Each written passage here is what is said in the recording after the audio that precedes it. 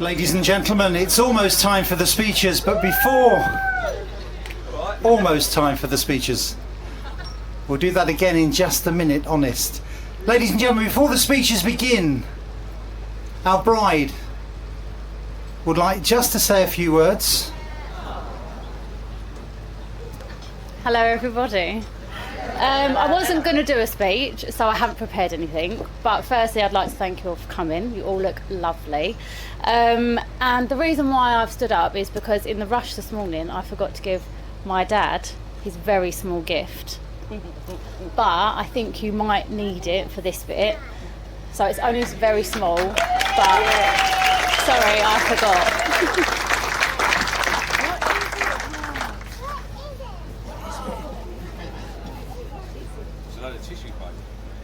Yeah, I wrapped it quite well. Read it out there. Father of the bride, thank you for walking. You need it, you need it. Thank you for walking. Read it out. Father of the bride, thank you for walking by my side today and always. Thank you.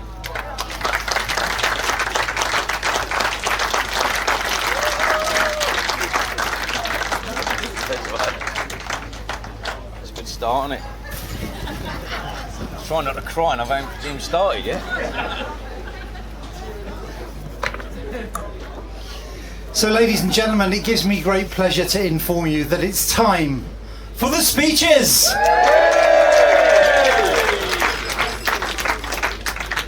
You ready for this? Yeah, I'm good, mate. Yeah, I'm all right. So, ladies and gentlemen, without further ado, would you please put your hands together, ladies and gentlemen, the father of the bride!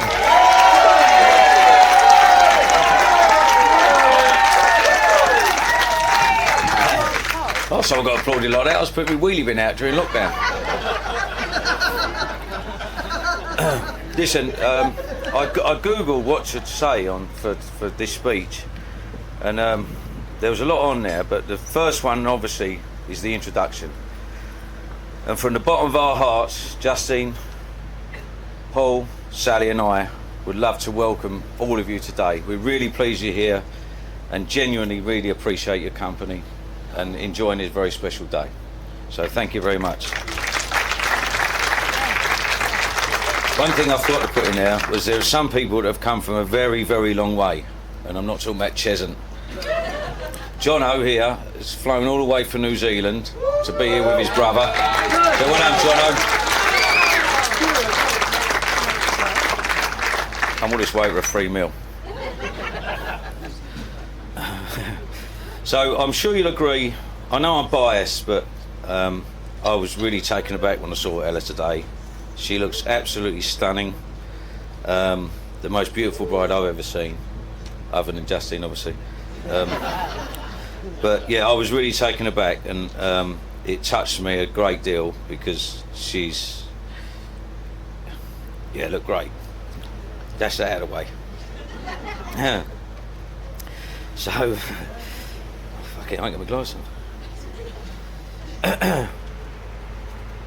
Yeah, one of the other things they said in this is not to get too sentimental. So people who know me know that I went to a boarding school in the 70s, and you was taught not to cry. So I didn't cry for 40 years, which is handy for me, right? But recently I've gone the other way. So I cry at the John Lewis Christmas ad now, so I'll try and keep this as unsentimental as possible. I didn't know much about Will before I met Ella. I remember the first date was at Marconato's, wasn't it? And we sent Joel, Ella's cousin, on a trip there to make sure that Will was all right. And if he wasn't, he wouldn't be sitting here now, obviously. So thanks for that, Joel. I didn't mean it. But yeah, he's. I can't. There's not enough expletives I can say about Will. That for me, he's tenacious, he's hard-working, he's a great dad, great boyfriend, and he's bright, intelligent. Well, that's what I thought anyway, till I spoke to So I spoke to his best mate, Joe, who told me that one day at school, the English teacher said to the class, the letter of the day is the letter N. And she said to Will, tell me something you're not good at that begins with the letter N. And he said, spelling.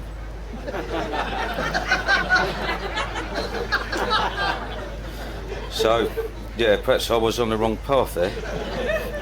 And Darren told me one time that there was a minute's silence and Will's watch stopped and he was standing there for 2 hours.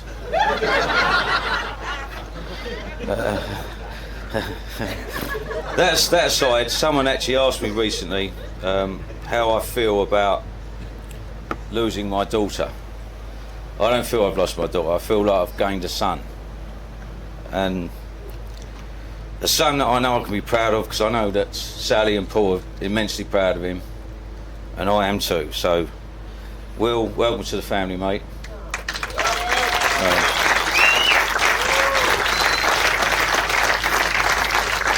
That's enough about Will, because the best man speech is hilarious, man. I've read it. He'll be laughing in the aisles. A right couple of comedians. So, with Ella, again, it's difficult with Ella because she was basically the model child.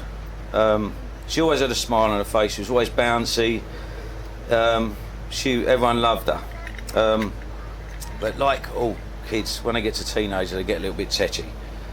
And she went to Presdale's and she formed a friendship group with a...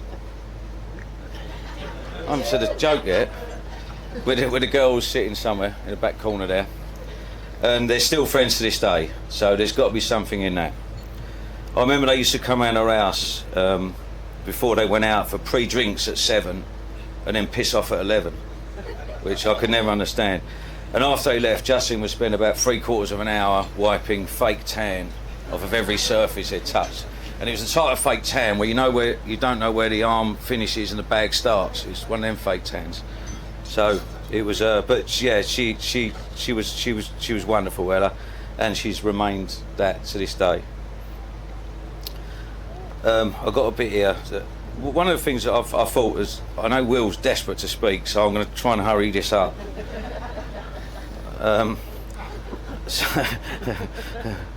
But I'll end this now because I Will can have a little chat with you all. But one of the things I'll say to both of them is, with experience comes knowledge. With knowledge comes wisdom. But don't confuse them, because knowledge is knowing that a tomato is a fruit, and wisdom is knowing not to put it in a fruit salad. And if you remember that, you'll be fine. So stay strong and be confident. And life isn't about waiting for the storm to pass. It's about learning how to dance in the rain. And I think both you guys can do that, because you're a perfect match.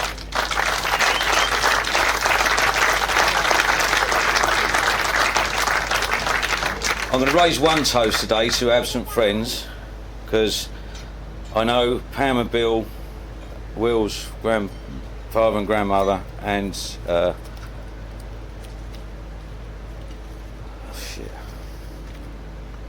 Nana and Badhead, sorry. I can't be here today, so if we can raise a toast to them, that'd be wonderful. So absent friends.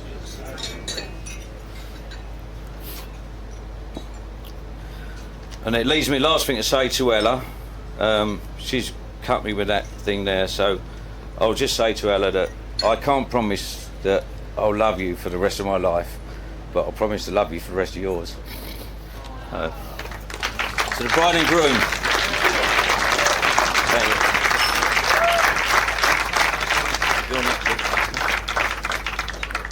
you. Ladies and gentlemen, come on, the father of the bride.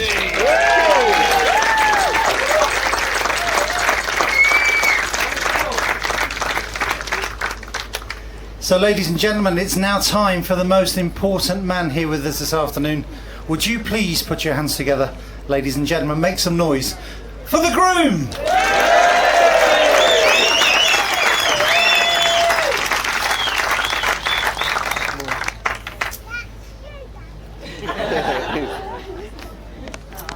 Thank you, Keir. That was a lovely speech. I was pretty sure you was going to cry. I was going to have 50 quid with Joe, but didn't do it. Firstly, on behalf of Ella and myself, I'd like to thank you all for being here today. It's made our day really special. And as Keir said, I'd like to take a moment to remember the people that couldn't be with us. And again, in particular, Ella's grandparents, Jane and George, and my grandparents, Pam and Bill. We're so sad that they're not sharing this day with us, but we know they're here in spirit.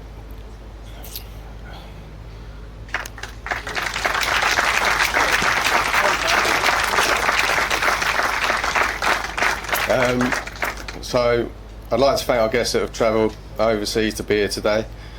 All the way from Dubai, we got Hosky and Hayley and Dan and Charlotte at the back. And obviously my brother, who we've already mentioned, all the way from New Zealand.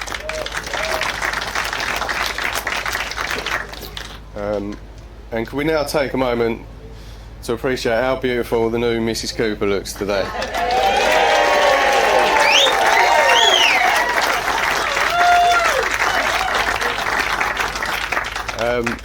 I'd now like to raise a toast to the bridesmaids, Faye, Talia and Peony, and also the flower girl, Lupin, wherever she is. There she is. So if you could all raise your glasses to the bridesmaids. Thank you. If the bridesmaids could come up, we've actually got you a small gift. So come up and get them.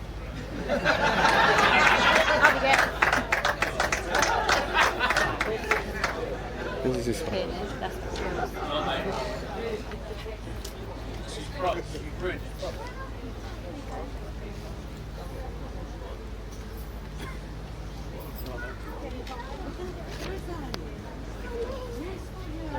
In love.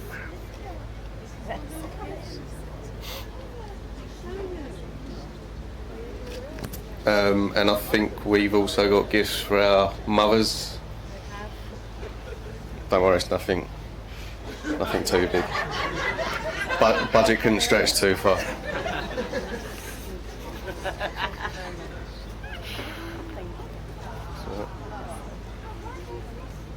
Also, I'd like to thank all my groomsmen, my dad, Keir, John and Iggy, the ushers, obviously my son, I think he's gone to bed now, but I don't know where he is.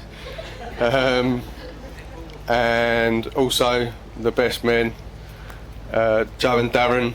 All of you have been amazing. Your help and support with organising all of this has been precedented. And thank you all for your input with the events leading up to it as well. Keir,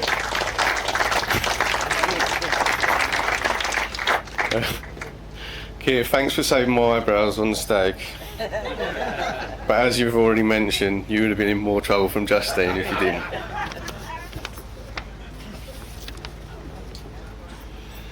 Justine and Keir, my new mother and father-in-law, thank you for making this whole day possible and also raising the daughter that I've come to fall in love with, build a life with and a family with, and I'm very happy to be part of your family.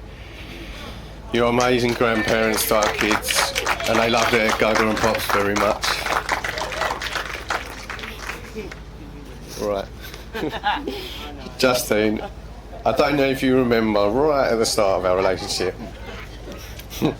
It was a Friday night and I was in the pub in Broxbourne with none other than Hosky's wife. There he is at the back of the room.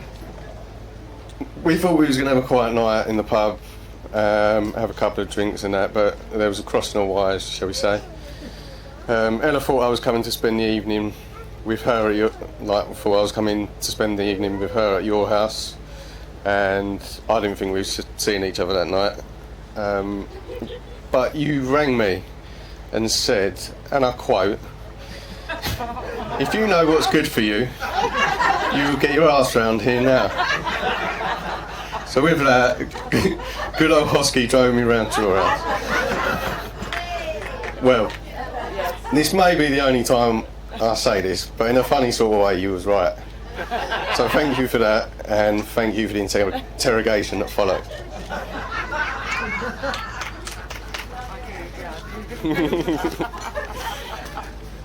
Right, so yeah. I'd like to thank you for supporting the biggest football club in London.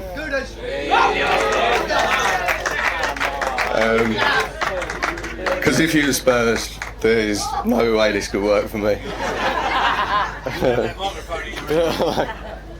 You may well. You'd probably be walking around in a load of shit clobber and have a cockerel tattooed on your leg. Or worse still, the word Spurs on your arse in really small writing.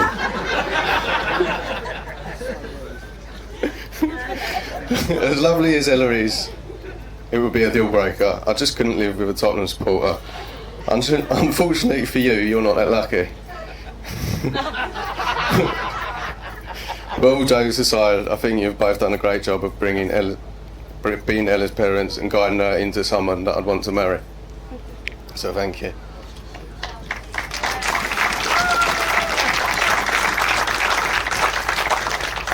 Mum and Dad,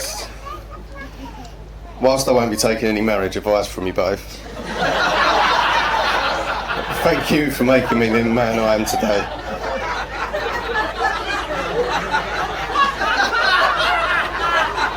Really?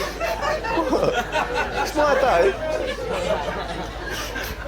Mum, I know you would go to the end of the earth for me if I asked you to, and it's really comfy in knowing that you've always got my best interests at heart. As much as your nagging about pretty much everything wears me down at times, I know it comes from a good place, and you're always my go-to person when I'm struggling to get around a problem, usually a health and safety issue at work. Dad, where do I begin? I don't know where I'd be without you. Thank you for always being there when shit hits the fan, and for teaching me pretty much everything I know. And I'd like to also thank you and Rob for teaching me the ropes of the building game. For those 5 years I worked for you both, I could have cried some days, and I'll never forget those cold winters. But it gave me what I needed to build my own successful business that I have now. So thank you both for that opportunity.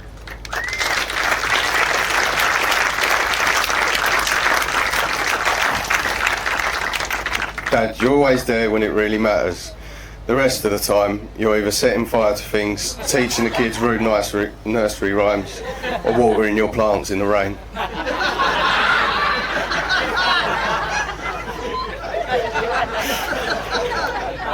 Your work ethic is second to none, and thank you for installing that into me.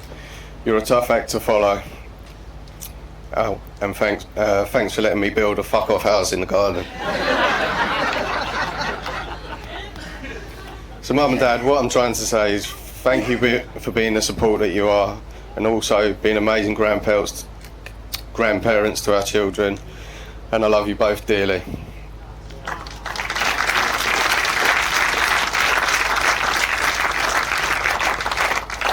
I do often think to myself, I am a lucky man to have the family that I have. They're always so supportive of whatever I'm doing. My brother John, although it's hard you being on the other side of the world these days, it always brightens my day talking to you. Jill, Rob, Alison and Pete and my cousins Rob and Faye, thank you for always being there for me. Oh, and I do have one final thank you, and that is to Billy, my business partner and good friend. I probably spend as much time with him as I do my family, and he annoys the shit out of me every day. But I love him like a brother, and wouldn't have been able to do some of the things I've done without him.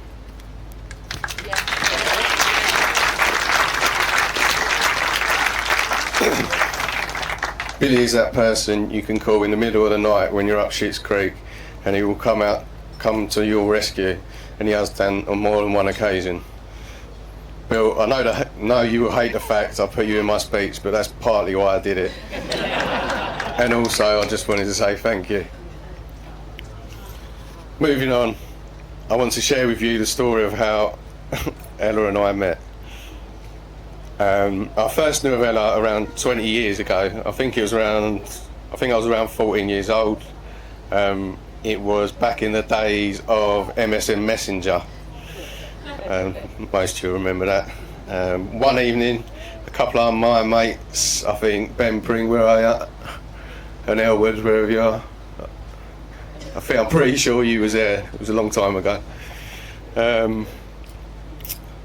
Us and some of Ella's mates decided to meet up and go out to Marconato's. For those of you that don't know it, it's a lovely Italian restaurant locally. Do a lovely chicken Caesar salad.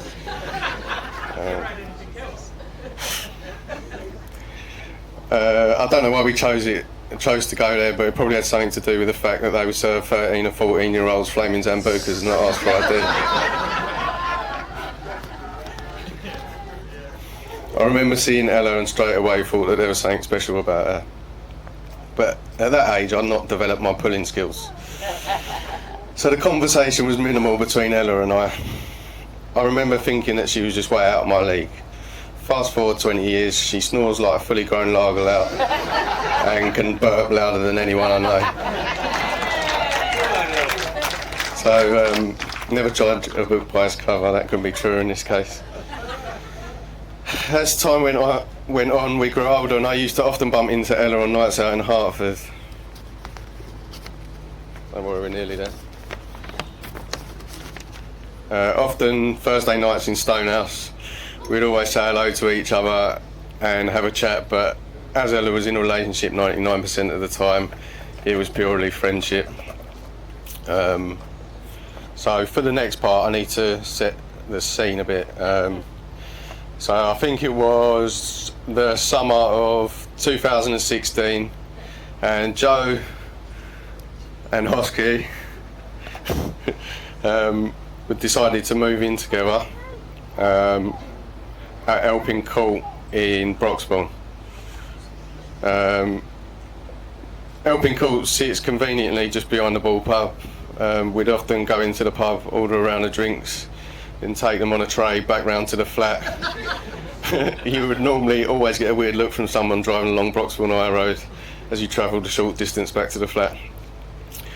Anyway, at the time, Joe and Hosky claimed it was going to be the next, how can I put it politely, bachelor pad, let's say. But we're in a few weeks of moving in together. Hosky got himself a girlfriend, and Joe got Kimbo pregnant.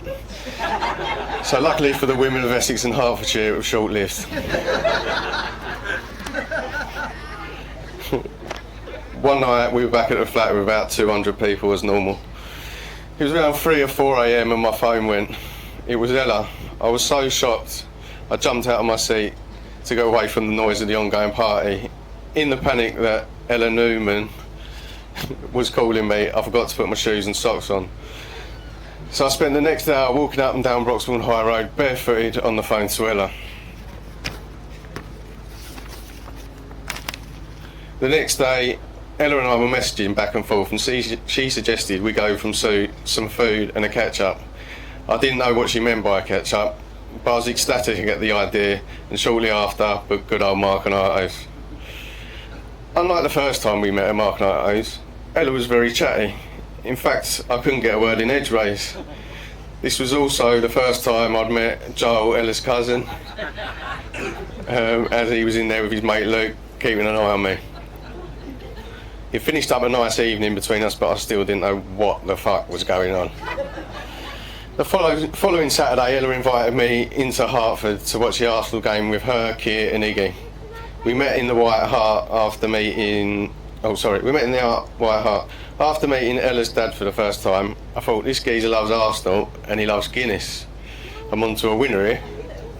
I remember Ig being really young and clearly hadn't woken up the party animal that lied within. Later that afternoon, Justine joined us, and after about 15 pints of Guinness, me, not Justine, we went back to theirs at Tamworth Road, where someone thought it would be a good idea for me to have a go on Iggy's Segway. So highly intoxicated me, without second thought, jumped on Iggy's Segway. And shortly after that, I met Kieran Justine's lounge floor face first. This happened a good few times. After a while, the Segway was getting the better of me, much to everyone else's amusement.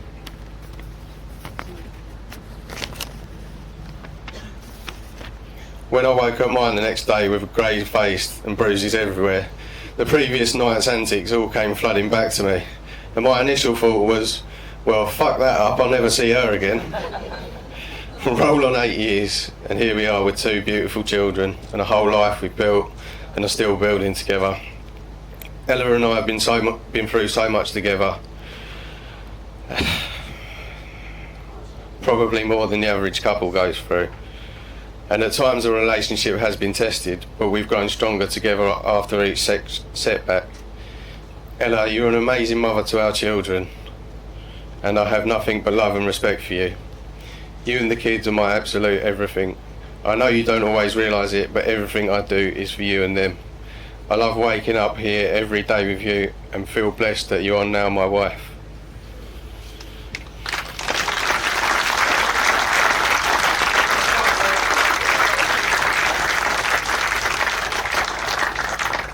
I'd also like to say that Ella has done a fantastic job of organising the whole day today, pretty much single-handedly.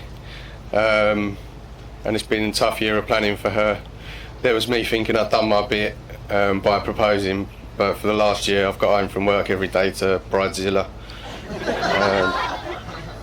So before I hand over to the best men for their 5 minutes of fame, could I please ask you all one last time to raise a glass to my wife and the new Mrs. Cooper. Thank you.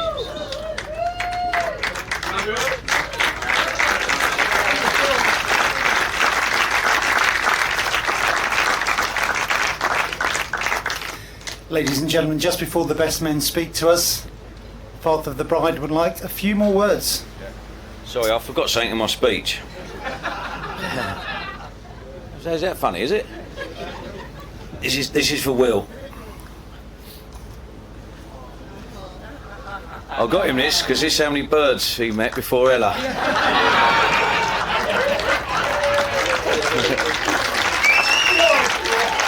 Oh, listen, I can't leave my little girl out of this one. Mrs. Cooper. Hey!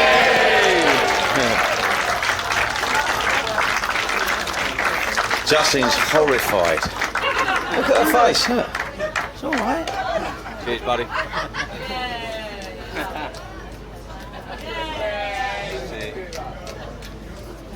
Like that, Steve? Steve, you like that? Okay.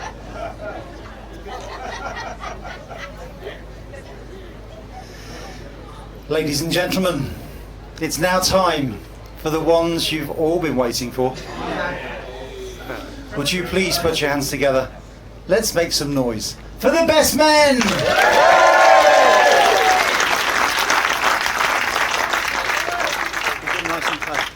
Yeah. Good afternoon, ladies and gents. For those that don't know us, my name is Joe and this is Darren. For those that do know us, we can only apologise. The two of us have been friends with Will for 24 years, and it is a great privilege to have been asked to be part of Will and Ella's wedding day as best men. I'd like to start off by saying how beautiful Ella looks today. Also, the mums, Sally and Justine, look fantastic. The bridesmaids look stunning. I'd also like to mention how handsome, suave, charming, elegant, dashing and debonair Darren and I look today. Will, you don't scrub up too badly either, son. Oh, you're not so confident now, are you, Darren? I would like to echo on Joe's words on how lovely the bridal party looked today. Elle, you look incredible, And let's all be honest, we are thinking the same thing. How on earth has this little chav managed to bag a girl like Ella?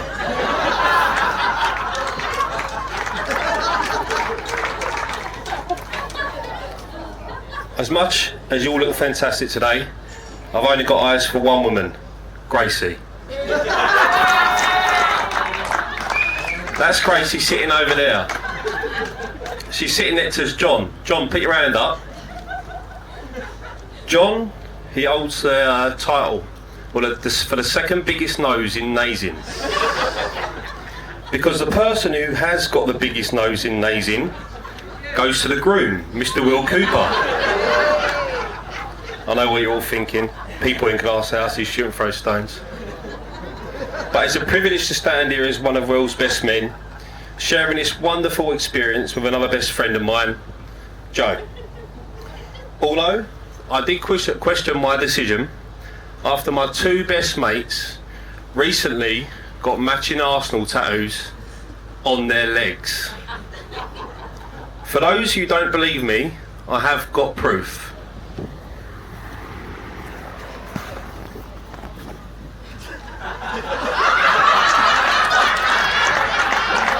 Oh shit, I think they're the wrong photos.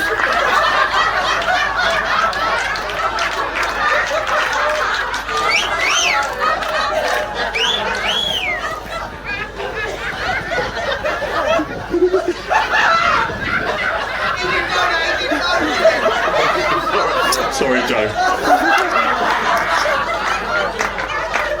Listen, it would be very unfair on me if I now wasn't to show you a naked photo of myself. This was taken a week ago, and it's a competition that I regularly enter.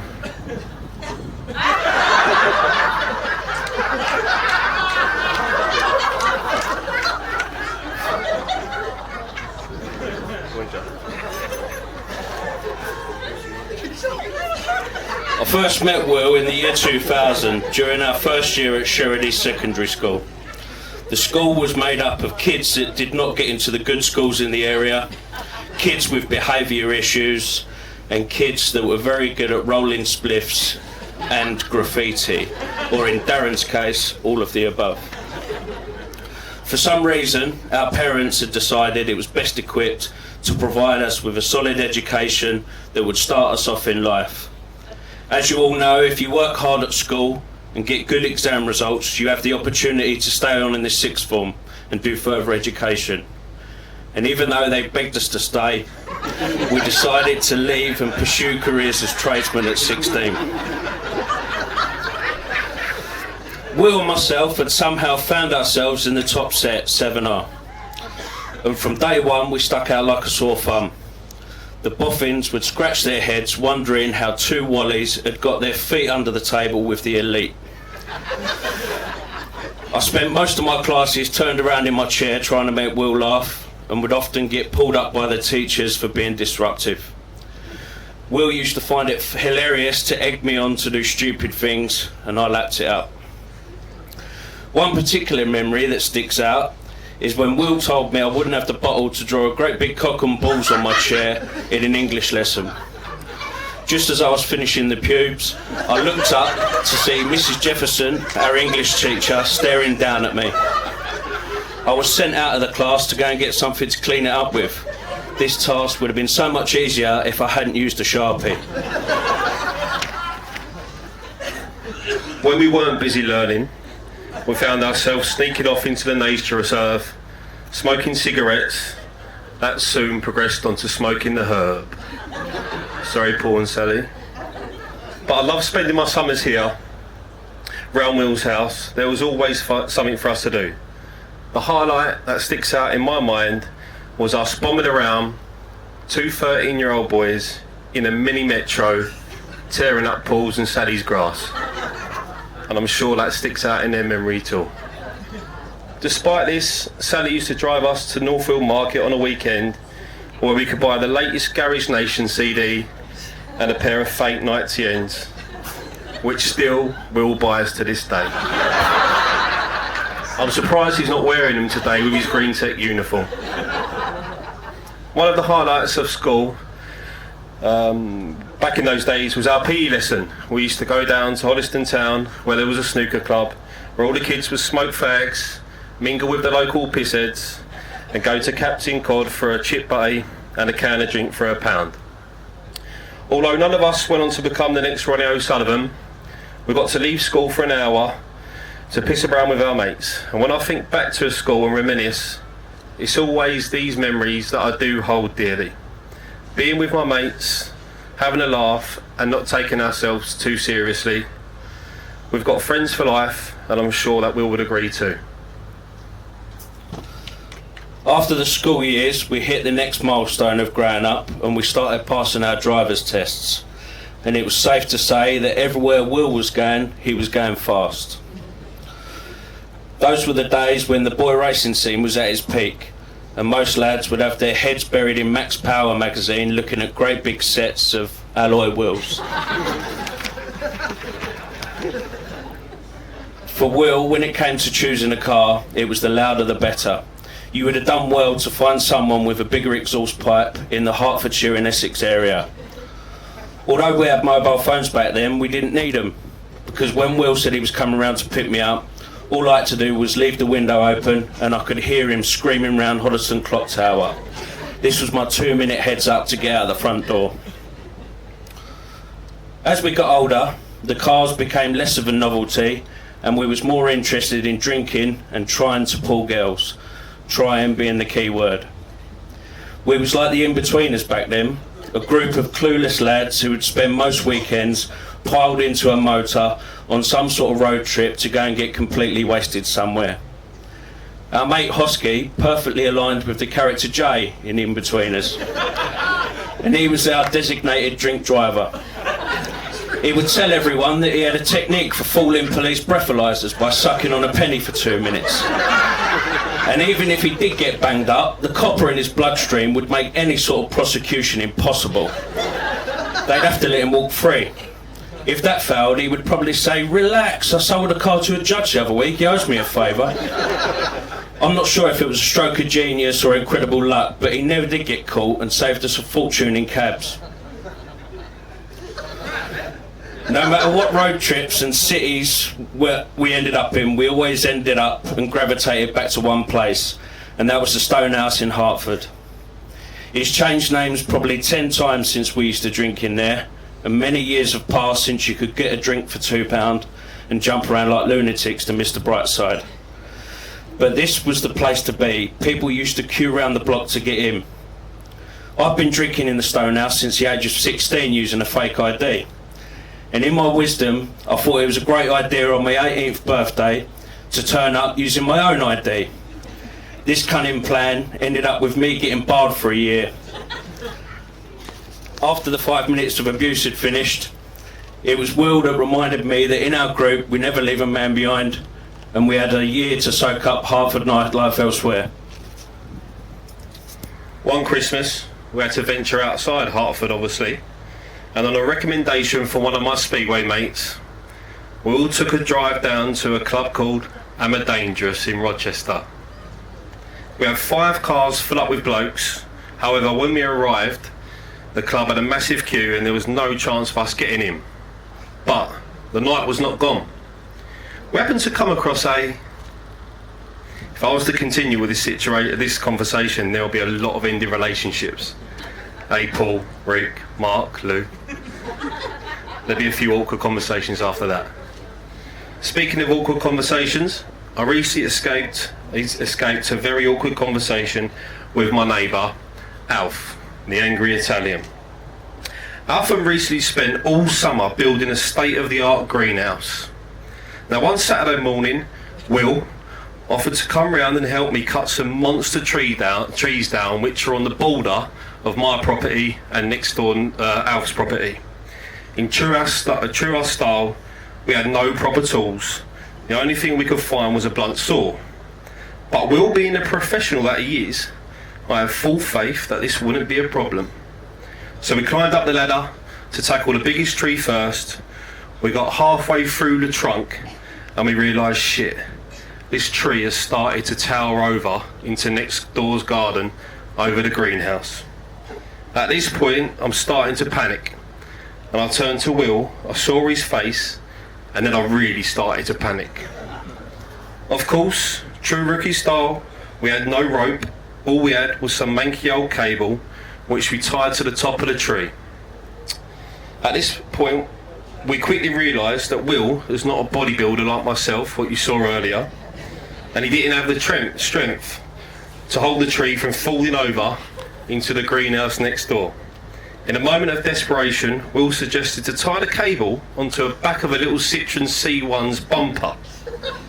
I got in the car and I floored it. I looked round, the bumper is halfway up my garden, and the tree had fallen over into Angry Alf's garden. You'd be glad to know it only missed the greenhouse by a couple of feet. I remember the day when Will turned up at my flat in Broxbourne. He had a smug look on his face, and I said to him, "What are you so happy about?" He said, "I've started messaging Ella Newman, and I'm going to take her out for a drink." I knew how much this meant to him, because even though they already knew each other as friends, Will had always fancied her. Will and Ella started going out, and it wasn't long before a good friendship formed between Ella and my Mrs. Kimberly, and in 2017 the four of us took a trip to Amsterdam, which mainly consisted of me and Will doing a coffee shop crawl, absolutely buckled on the local delicacies, whilst the girls looked round the clothes shops. The girls were not too impressed that we managed to get ourselves in such a state before the trip to Anne Frank's house that we had booked. I'm told it was a very good trip, and for those of you planning to visit the city, TripAdvisor has it as the fourth best thing to do while you are there. Throughout our lives, Will continues to impress us constantly with his workmanship and his knowledge of the building industry. He lives in a beautiful house just behind us, which he built himself. So much hard work, blood, sweat and tears went into that, which we admire so much. But credit where credit is due.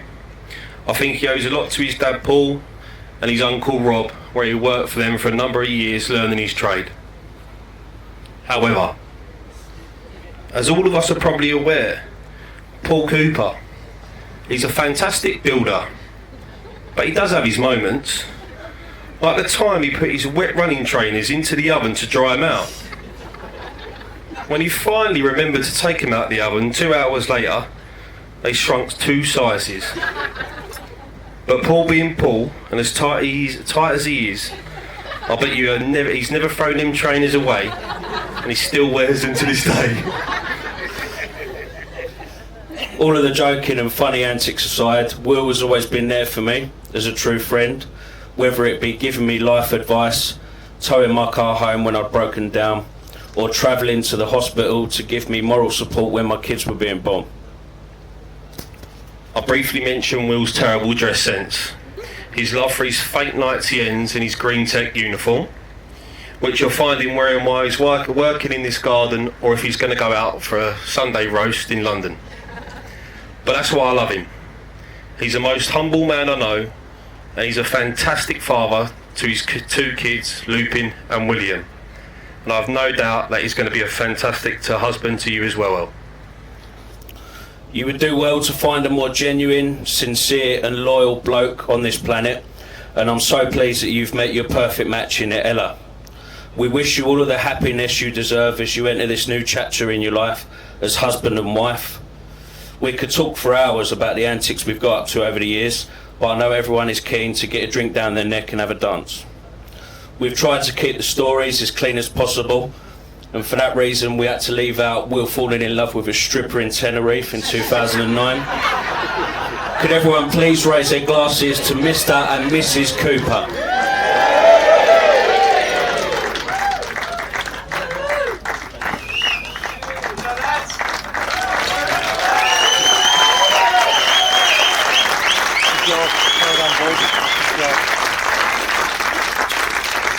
Ladies and gentlemen, one more time please, the best men!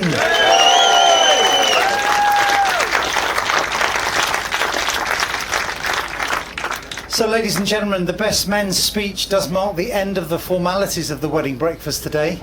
It is time for our bride and groom to leave us. They are going to make their way outside for a big group photograph with all of you. So once they've left, we're going to ask you to follow them, follow the photographers for that big group photograph. Later this evening, cake cutting and first dance around 7:45, so just probably about 50 minutes or so from now. Just be mindful, at 2:45 we are going to be calling you and getting you all in the right place, ready for the cake cutting and first dance. So ladies and gentlemen, can I ask you all just one more time to stand for me, please?